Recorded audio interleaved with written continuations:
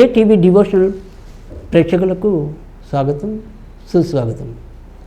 ఈరోజు మరి నక్షత్రాలు, లక్షణాలు ఈ అంశంలో మరి మనము స్వాతి నక్షత్రం వారి యొక్క ఫలితాలు ఎలా ఉంటాయి, వారు ఏ రంగాల్లో అయితే బాగా రాణించగలుగుతారు, ఇలాంటివన్నీ కూడా మనం తెలుసుకునే ప్రయత్నం అయితే చేద్దాం.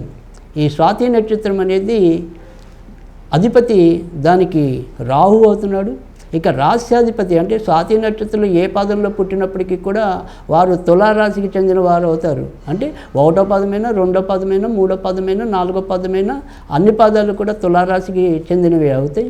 ఈ తులారాశికి అధిపతి అయితే కనుక శుక్రుడు అవుతున్నాడు, నక్షత్రానికి అధిపతి రాహు అవుతున్నాడు. ఇక్కడ ఈ తర్వాత ఇది శుక్రుడికి సంబంధించిందని చెప్పుకున్నాం, అలాగే రాహు అనేది చెప్పుకున్నాం. కానీ ఇక్కడ 1వ పాదంకి తర్వాత 4వ పాదానికి వచ్చేప్పటికీ ఆ నవాంశాలకి అధిపతి గురుడు అవుతాడు. కాబట్టి 1, 4 పాదాల వారి మీద గురుడి యొక్క ప్రభావం ఉంటుంది. మరి 3, 4 పాదాల వారి మీద శని యొక్క ప్రభావం ఎక్కువగా ఉంటుంది. కనుక వీరు ఎలాంటివి చదవాలి, ఏవి చేస్తే ఎక్కువగా ప్రయోజనం ఉంటుంది అనేది మనము తెలుసుకుందాం. ఎవరికైనా సరే ఈ రాహు దశలో జన్మించిన వారికి 18 ఏళ్ళు, రాహు యొక్క పూర్తి దశ 18 ఏళ్ళుగా ఉంటుంది. కనుక దాన్ని బట్టి అది ఒక్కొక్కటి యావరేజ్గా మనం చూసుకున్నప్పుడు 4 సంవత్సరాల 6 నెలల కాలం అని చెప్పవలసి ఉంటుంది. కనుక 1వ పాదంలో పుట్టిన వాళ్ళకైతే పూర్తిగాను, అలా 2వ పాదంకి అయితే మరికొంత తగ్గించుకుంటే ఇలా యావరేజ్గా చూసినప్పుడు కనీసం మరి 16 నుంచి 18 ఏళ్ళు అయితే కనుక వారి బాల్యం అంతా కూడా రాహు దశలో ఉండటం అనేది ఉంటుంది. కనుక చిన్నప్పుడు వీరు ఎక్కువగా అల్లరి చేస్తూ ఉండటం, పెద్దవారి మాట ఎక్కువగా వినని పరిస్థితులు, అలాగే ఇంట్లో వస్తువులు కూడా ఏవో ఒకటి ఎక్కువగా పాడు చేసే గుణం, ముఖ్యంగా ఎవరైతే మరి శని ప్రభావం ఉంటుందని చెప్పుకున్నాం.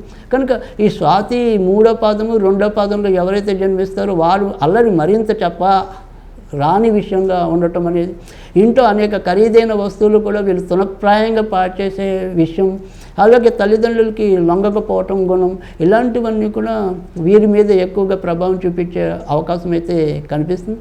కానీ ఎప్పుడైతే కరెక్ట్గా చదవాల్సిన సమయం అయితే వస్తుందో ఇంచుమించు ఆ సమయానికైతే కనుక గురుమార్గదశ వస్తుంది. కాబట్టి చిన్నప్పుడు వీళ్ళైనా ఇంత అల్లరి చేశారని చెప్పి మనం ఆశ్చర్యపోయే వ్యక్తులు ఎవరైతే ఉంటారో వారిలో మరి స్వాతి నక్షత్రం వాళ్ళు కూడా అలా కొంతవరకు ఉండే అవకాశాలు అయితే ఎక్కువ కనిపిస్తున్నాయి. వీరికి ఎందుకంటే కనుక ఒక బుద్ధి, ఆ పరిపక్వత ఇలాంటివన్నీ కూడా ఆ గురుమార్గదశలో రావటం అనేది ఉంటుంది. కనుక అక్కడ నుంచి వారి జీవితం కొంతవరకు సాఫీగా వెళ్ళిపోవటం అనేది ఉంటుంది.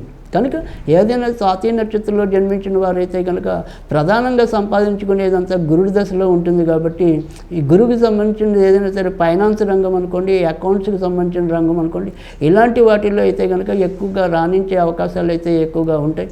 ఇక ఇంజనీరింగ్లోకి వెళ్ళాలి అనుకుంటే కనుక అక్కడ కూడా ఖచ్చితంగా ఇన్ఫర్మేషన్ టెక్నాలజీకి సంబంధించిన దాంట్లో అయితే కొంతవరకు రాణించే అవకాశాలు అయితే ఉంటాయి. ఇంక ఇవాళ రోజుల్లో కొత్తగా వస్తుంది ఏదైతే ఉంటుందో ఆర్టిఫిషియల్ ఇంటెలిజెన్స్ అనేది ఏదైతే ఉంటుందో దానికి సంబంధించింది కూడా వీరికైతే ఈరోజు ఈ స్వాతి నక్షత్రం వాళ్ళకైతే ఇప్పుడు కాలంలో కొద్దిగా ఎక్కువ ఉపయోగపడే దాంట్లో అది కూడా ఒకటిగా చెప్పవలసి ఉంటుంది. ఇంకా స్వాతి నక్షత్రం వారికి వచ్చేప్పటికి ఏంటంటే వివాహ విషయంలో పెద్దగా చెప్పుకోదగిన దోషాలు అయితే ఉండవు. కానీ ఆడవాళ్ళకైతే కనీసం 23, 24 మధ్య, మగాళ్ళకైతే కనుక ఎక్కువగా 28 దాటాక ఈ అవకాశాలు అయితే ఎక్కువగా కనిపించడం అనేది ఉంటుంది. ఇక స్వాతి నక్షత్రం వాళ్ళు ఎవరైనా సరే విదేశాల్లో వాటిలో రాణించుకోవాలన్నా కూడా ఎక్కువ అవకాశం ఉంటుంది. అలాగే వీరి యొక్క మాట తీరులో కానీ లేదా వారి యొక్క రూపంలో కానీ ఎక్కడో అక్కడ ఏదో రకమైన ఆకర్షణ అయితే తప్పకుండా ఉండటం అనేది ఉంటుంది. అలాగే అత్యధిక భాగం ఎక్కువ వాగుడుకాయలుగా ఉండే అవకాశం కూడా ఉండటం అనేది ఉంటుంది. అయితే చిన్నప్పుడు చేసిన అల్లరి ఒక ఎత్తు అయితే కనుక పెద్ద వాగుడు ఉన్నప్పటికీ కూడా అందులో ఒక రకమైన పరిపక్వత అనేది కొంత చేరటం అనేది కూడా కనిపిస్తుంది. ఇక సాధ్యమైనంత వరకు కూడా ఈ ఏదైతే మరి ఈ స్వాతి నక్షత్రం వాళ్ళు ఉంటారు వీరికి దుర్గాదేవికి సంబంధించిన ఆరాధన అయితే కనుక విశేషమైన శుభ ఫలితాలను ఇవ్వటం అనేది ఉంటుంది. ఎందుకంటే అక్కడ మనకి రాశ్యాధిపతి వచ్చేప్పటికి శుక్రుడు అవుతున్నాడు, ఇక్కడికి వచ్చేప్పటికి ఏంటంటే మరి నక్షత్రాధిపతి కూడా రాహు అవుతున్నాడు. వీళ్ళిద్దరు కాంబినేషన్లో మీరు దుర్గాదేవిని కనుక ఆరాధించినట్టయితే కనుక తప్పకుండా ప్రయోజనం అనేది ఉంటుంది. కనుక శుక్రవారాలు అప్పుడప్పుడు మరి దుర్గాదేవికి ఏదైనా సరే పులిహార కానీ గారెలు కానీ నివేదన చేస్తూ ఉండడం వల్ల కూడా వీరి జీవితంలో మంచి మార్పులు వచ్చే అవకాశాలు కూడా ఎక్కువ ఉండటం అనేది ఉంటుంది. అలా కాకుండా ప్రతిరోజు కూడా ఏమాత్రం కుదిరినా ఓం దుమ్ ఓం దుమ్ ఓం దుమ్ ఓం దుమ్ అని ఇలా అనుకుంటూ రావటం వల్ల కూడా తప్పకుండా మంచి జరిగే అవకాశాలు ఉంటాయి. ఇక వీరు ప్రతిరోజు కూడా దక్షిణ ఆగ్నేయం లేదా మరి పడమర నైరుతిలో కానీ ఆగ్నేయంలో కానీ కాసేపు కూర్చుని వీరి యొక్క పనులకి ఒక పక్కన ఇచ్చినట్టయితే కనుక ఎంతో కొంత ప్రయోజనం అనేది కూడా ఉంటుంది. ఈ రకంగా మరి స్వాతి నక్షత్రం వారు కనుక జాగ్రత్తలు తీసుకుంటే తప్పకుండా వారి యొక్క విషయాల్లో మరింత శోభ రాణింపు కలుగుతాయి. ఈ వీడియో మీకు నచ్చితే ఇలాంటి మరిన్ని వీడియోల కోసం మా ఛానల్ని సబ్స్క్రైబ్ చేయండి, లైక్ చేయండి, కామెంట్ చేయండి, షేర్ చేయండి. Thank you.